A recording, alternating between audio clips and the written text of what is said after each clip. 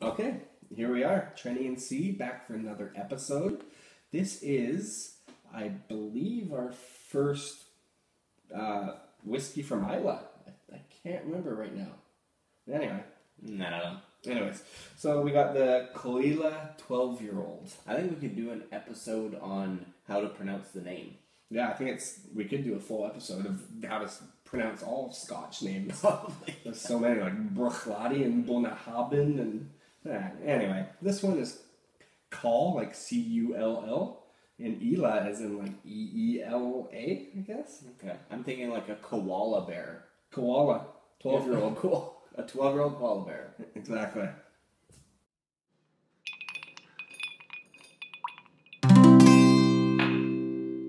Trenny and C, drinking whiskey, describing all the flavors for you and me. Irish, Scotch, bourbon, and rye. If they like a bottle, they'll tell you why.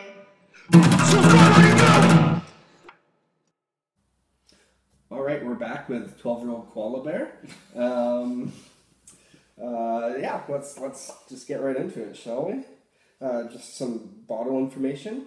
43%. Mm-hmm. Not bad. I mean, it's giving you a little bit more bang for your buck. It's kind of an interesting bottle too. It reminds me, because of the tinge on it, a bit of a wine kind of bottle.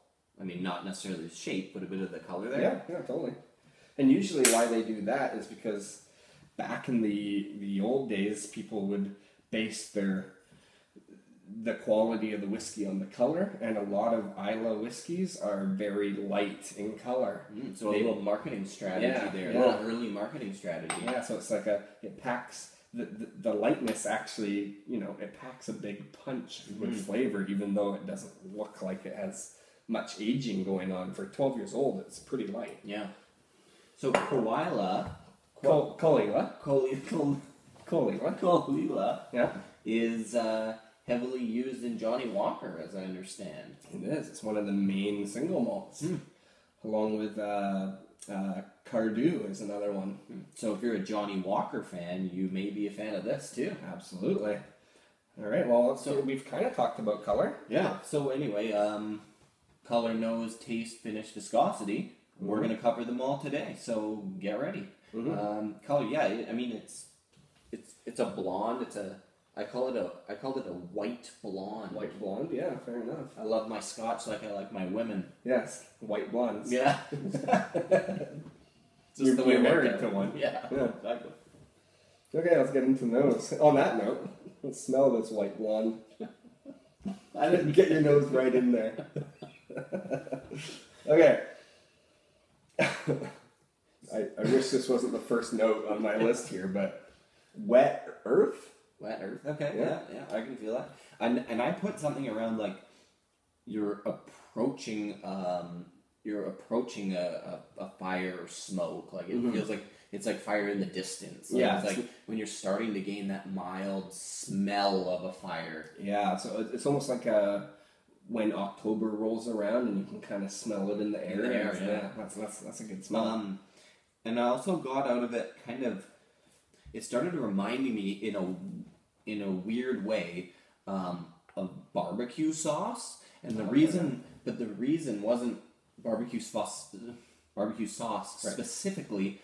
It was, I think, I'm coming back to a hickory. Oh yeah, I guess a hickory smell is what's really doing it, and the spice. Yeah. So when you add the hickory and the spice and the smoke together, now you've got a delicious recipe for barbecue sauce. Yeah, perfect. You could make probably a pretty good barbecue sauce. Yeah, actually. Be an expensive barbecue sauce. Yeah, but sure.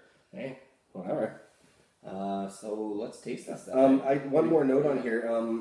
With the nose, I get this sometimes in the summer when it's just been a long, dry, hot summer, and it finally has that first rain, and the rain on the hot asphalt, that kind of like tar smell, which is I think that I love. It that is smell. a nice smell. I love that smell. So yeah, right. Let's taste this stuff again. Sure, taste it. So, and again, I'm going in two weird directions. I'm going from barbecue sauce to kind of something like you said earlier in the smell there, is that it tastes to me like when you're a kid and you scoop up a handful of snow. Yeah. And then you eat that snow, and that snow melts in your mouth, and you have that water that's left over. And I think the reason that it tastes like that is because there's the earthy tones, right? The minerally notes that are in that snow because it's sitting on the ground and it's come from that rain or that snow from the sky. As long as the snow's not this color. Yeah, you wouldn't want the snow to be this color, but I guess what I'm trying to say is minerals. Yeah, minerals, like an ozone kind of thing to it. Absolutely.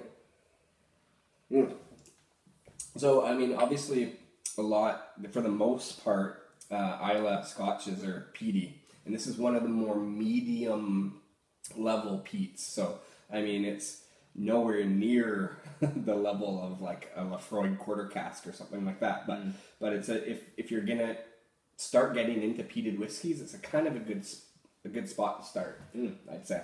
Because it's not too intimidating. And it has a bit of a spice, though, like. And back to my barbecue sauce recipe here, bit of kind of like a chili powder, and that's again has to do with the smoke. Yeah, like if smoke and spice. I mean, it makes sense to the chili powder kind of kick that it has. Yeah, for sure. But so with all that, there is a sweetness to this. So but I mean, barbecue sauce is sweet. That's right? what I'm saying, though. Yeah. I'm like, people are going to be like, what are they talking about? Did they just drink a bottle of barbecue sauce? But, so, I mean, a lot of these whiskeys, especially peated ones, there's going to be savory notes that you can really pick out. There's going to be sweet notes you can really pick out. I mean, for me, I always kind of get that. You can tell it's aged by the ocean. Like there's a briny, salty, almost seaweed kind of taste to it. Yet, at the same time, there's a honey and a lemon and different things like that. And the notes are subtle, so it's not dramatic like barbecue sauce, right? Like it's just there's subtleties, right? So I mean, one of my notes here, it's just resemblance. Yeah, right? One of my notes is on the taste is creamed corn. Yeah, which is a sweet, kind of thing. For sure. Okay. Moving along. Yeah. Moving along. Finish. I put. And I might be having second thoughts about this now, but I put long and drying when it actually doesn't, it cuts off kind of midway. It's not. Well, I put like salt. This is where I'm getting the salt flavor, which I usually do on the finish, and I also put, it kind of goes along with your note there. I put bitter. Yeah. So, and that may have to do with that drying effect, right? And it's like you've mentioned this before. It's like when you have a red wine sometimes, and it leaves you with this kind of bitter, kind of dryish kind of flavor in the back of your which I like. Yeah, it's kind of nice. Okay, so then viscosity. Yeah. I don't think I wrote anything down. Whoops, I wrote thick.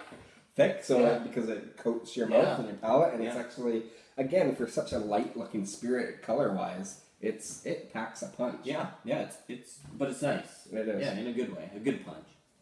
Okay, well, talk to us about. I probably shouldn't talk with whiskey in my mouth; it just dribbles out. Let's do the.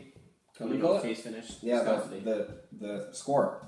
What do we got? I gave it a 24.16, and C gave it a 23.33, which comes to 23.75. So it's pretty much a 24. Yeah, that's pretty good. It's a good number. Yeah. I really like this whiskey. And around here, I couldn't find it for quite a while. Now they've started stocking the shelves with it, and it's actually pretty decent price. What kind of price are we talking? So again, for anyone that's watching outside of BC, this is just going to sound insane, but it's about $75 a bottle. Okay. Where I'm sure you can probably get it for like $40, and so around here that's an average. Yeah, an average price. Yeah, so it's not extortionately expensive, and it's not cheap.